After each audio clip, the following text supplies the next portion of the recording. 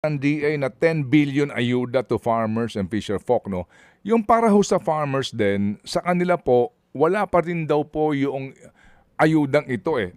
Sino ho ba ang punong abala dito sa pagbibigay po ng ayuda? Magkano ba per farmer ho? Per vegetable farmer supposed to be po ang tatanggapin nila? At sino ho nga ang in charge dito para makarating po ito talaga doon sa totoo, no? Na mga nagtatanim po at lugi nga ngayon?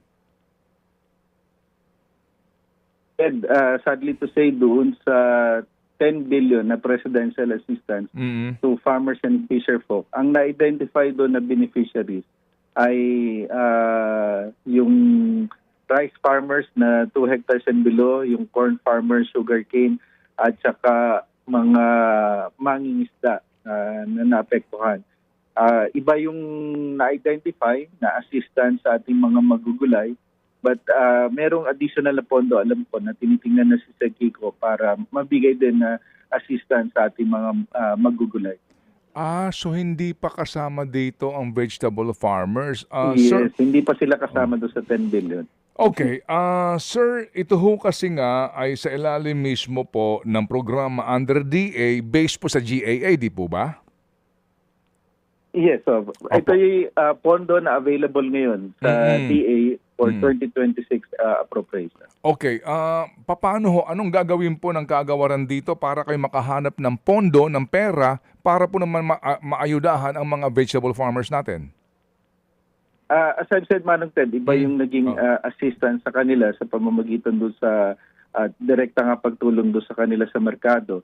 Pero as I mentioned, meron ng request sa Congress for additional 30 billion, 30 to 40 billion. Ang ano doon ay para sa fertilizer, yung parang 10 billion, and then may 10 billion additional, kasama na rito yung ating mga magugulay. Request sa Congress, ano yan, sa realignment for this year's budget? For this year's budget, Manong Ted. Okay, for this year's budget. Kasi, sir, ang sabi nga nila, gumagamit din sila kasi ng gasolina, no, para doon sa kanilang mga makinarya at mga trucks. Opo, wala silang fuel subsidy po itong mga vegetable farmers, sir? Sa fuel subsidy kasama sila, Manong Ted. Yung nabanggit ko kanina ay doon sa atin sa sa presidential assistance. Bukod pa kasi yung PAFF na 4.1 million, tag ano yun, 2,325. Dito naman sa fuel subsidy, tag 5,000. Kasama sila dito, Manong Ted. Opo, pero hindi pa daw Basta meron silang, basta ang requirement lang, registered sila sa RSBSA at meron silang ginagamit na makinarya, either owned or rented nila. Okay, sige po. So siguro nga, bibigay po namin ang mga contact number po ng mga farmers doon sa Bugyas. Sir, ngayon po kasi, kapansin-pansin ano po, ito hong mga highland vegetables, mababa ang presyo, no? So far dito po sa bantay presyo po ng DA, may mga nangangamba na ho ngayon kasi baka itong produkto na binabanggit dito, broccoli, cauliflower, repolyo, etc.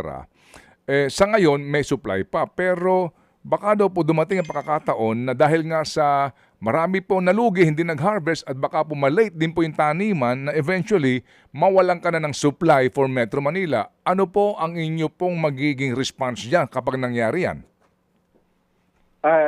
Bago mangyari yan, Ted, ay kailangan maiwasan. Kaya ngayon talaga ay sa utos na rin uli ng ating Pangulo at saka sa instruction ni Sir Kiko, talagang priority na tulungan itong ating mga magugulay. Hindi lang dito sa Cordillera, pati doon sa ibang area na nakakaranas ng ganitong problema dahil nga maganda yung production sa ngayon at mababa ang presyo, pero dahil may mga reports, instances na hindi na naka-harvest dahil nga mas lugi pa. Kaya yun ang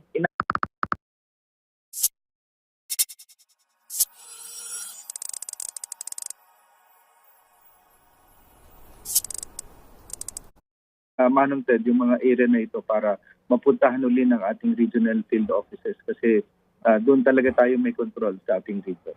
Okay, sige. So hindi mangyayari yun, sir, na mawawalan tayo kakapusin ng supply nitong mga highland vegetables na ito sa mga palengke, sa mga urban areas, ASEC? Yan ang iiwasan Opo. natin, Manong Ted. Okay. Kaya this early talaga may mga action na ginagawa. Kasi Okay. tama ka, ayaw natin na mangyari yung mga ganun. Opo, sige po. So, hayaan nyo po, no?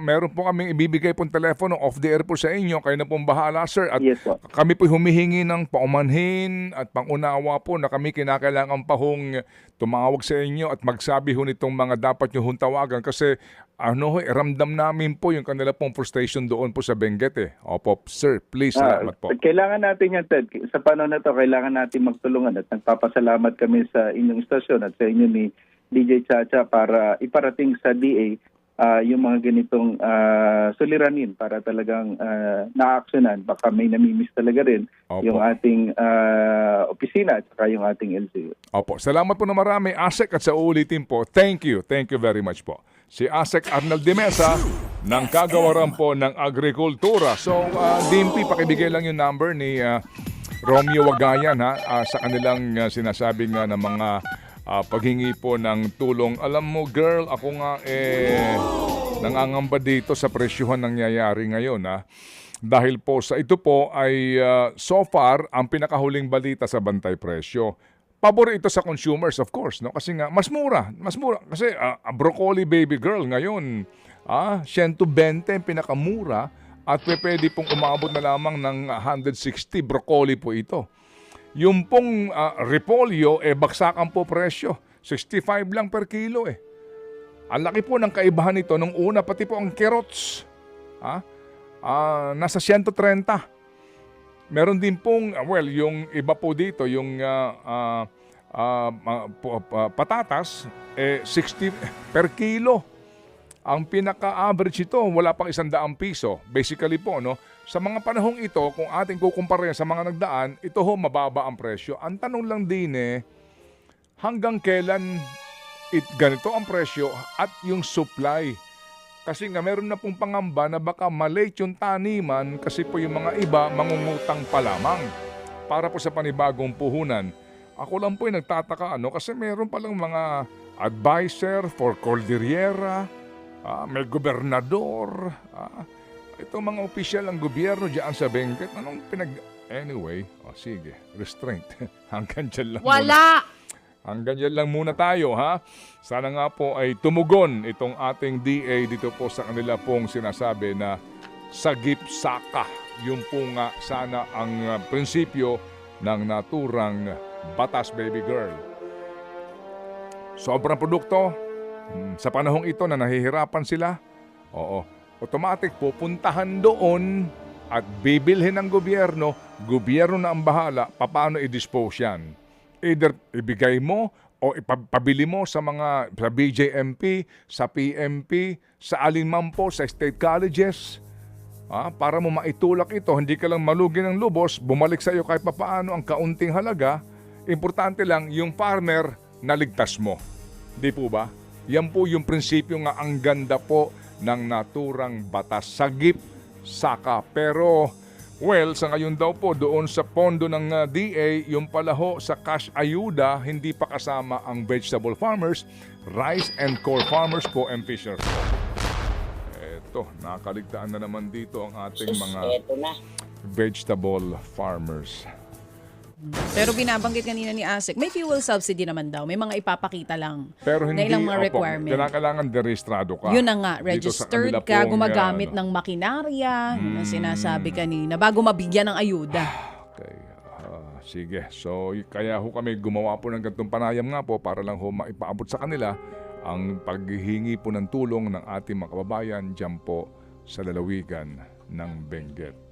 Hirap ng ganyan, yung ayuda talagang paghihirapan mo muna bago mo makuha habang yung mga taga dyan ay hinahatiran ng mali-maletang pera. At helicopter pang ginagamit paghakot ng mali-maletang pera. Talagang iba, no? Well, life is unfair, At sabi nga. walang problema sa basement ng kanilang building dyan sa Quezon City. Doon tiniimbak ang mali-maletang pera. Ni-imbak, no? Yes, ay talaga naman. Yan po ang tampok na mga kalakaran, lalo na dyan sa mga Hanggang dyan lang po muna tayo. Alas 8:47 na, baby girl! Uy! May makakausap pa tayo Oo, para sa mga mainit ang ulo. Oo, na nakatutok sa atin ngayon. Ba't ka nag-jacket? Maginaw dito sa loob. Ikaw lang ang hindi giniginaw. Paano ka naman di ginawa? Nakalabas ng pusod mo. Ang puson mo. Hindi nakalabas ang... Hindi Ano, hindi, Oo. Gininaw ako. Giginawin ka talaga dahil pumapasok yan sa puson mo, sa pusod mo. Oo. Tama ba? Pusod, Baby. no?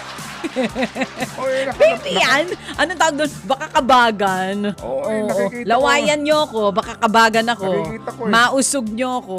Suot ka ng suot ng ganyan. Gininaw ako, baby. Pagkatapos Kasi sa labas na, sabihin mainit. sa'yo, ano. Sorry ha. Oo. Wala naman nakalabas Ha? Meron ba? Nahanap ko tuloy yung pusod ko. Ano ba nakikita mo? Puson o pusod? Magkaiba yon. Sige. Ikaw talaga, nandun tayo kanina sa Vegetable Farmers. Napunta tayo sa puson ba o pusod? Paano ka nga hindi giginawin? Giniginaw nga ako malamig. Ikaw lang talaga, nagtataka ako sa ikaw lang ang senior na hindi ginawin. Oo nga. Papanggap lang ako.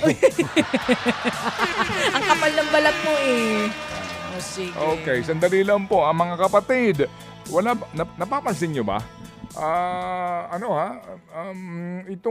Yung air quality dito po sa